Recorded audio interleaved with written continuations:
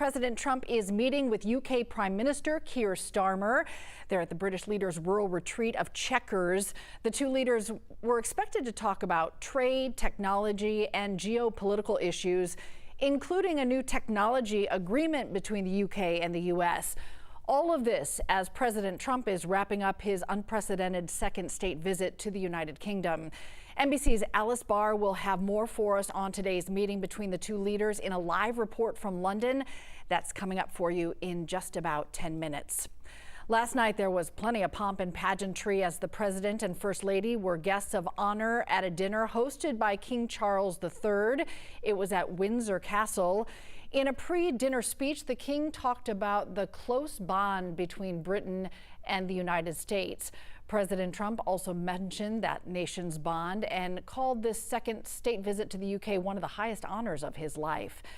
That bond has been called the special relationship, and it touches on the close political, diplomatic, economic, military, even cultural ties between the United States and the United Kingdom.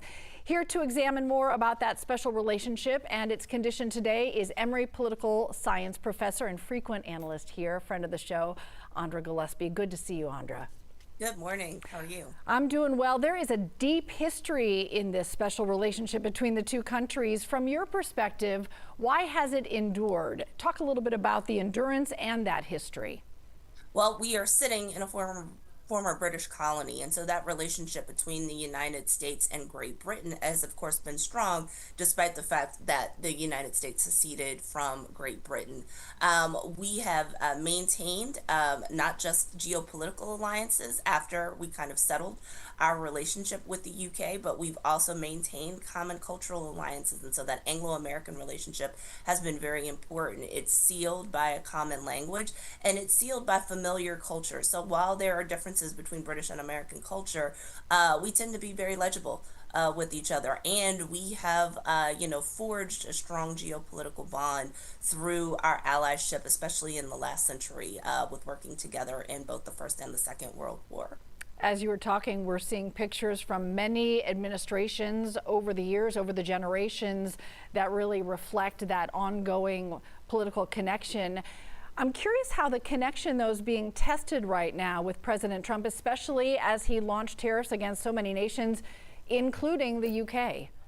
Yes, well, I mean, President Trump has not followed the script that most American presidents have typically followed. So we have seen that in terms of the approach that he has taken to Ukraine, which has sometimes put him at odds strategically with our traditional allies. And we also haven't seen that with respect to trade. So, every country has had to renegotiate their trade deals, even if they've had long personal geopolitical relationships with us. I think King Charles was alluding to that in his toast last night at the state dinner, where he talked about that longstanding relationship.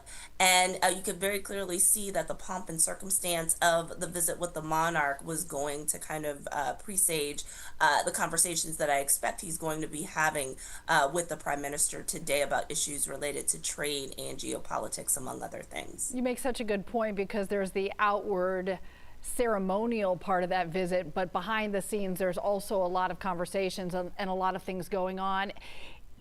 Trump and Starmer have their differences. A very conservative president, a more liberal leaning prime minister. Do you see the current state of affairs as maybe the toughest test to that, as they have these closed door conversations today?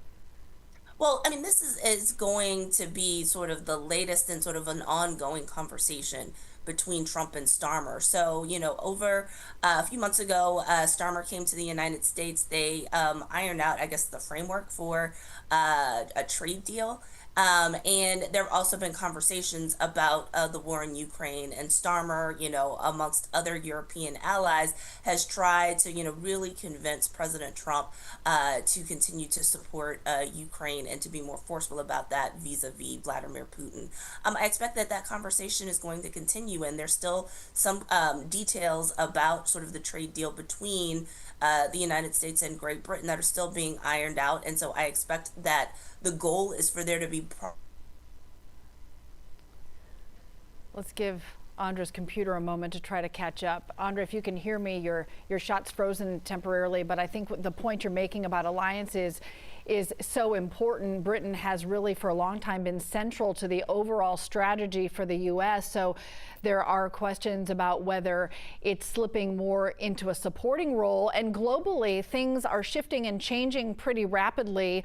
Andra was talking about even the UK trying to shift the way the United States right now through the Trump administration is looking at supporting the war in Ukraine and all of those things too. So in a world of shifting alliances and global uncertainty, we'll continue to look at how that relationship between the U.S. and the UK is still a key for the United States and for the entire world. We have much more on the take for you coming up right after the break.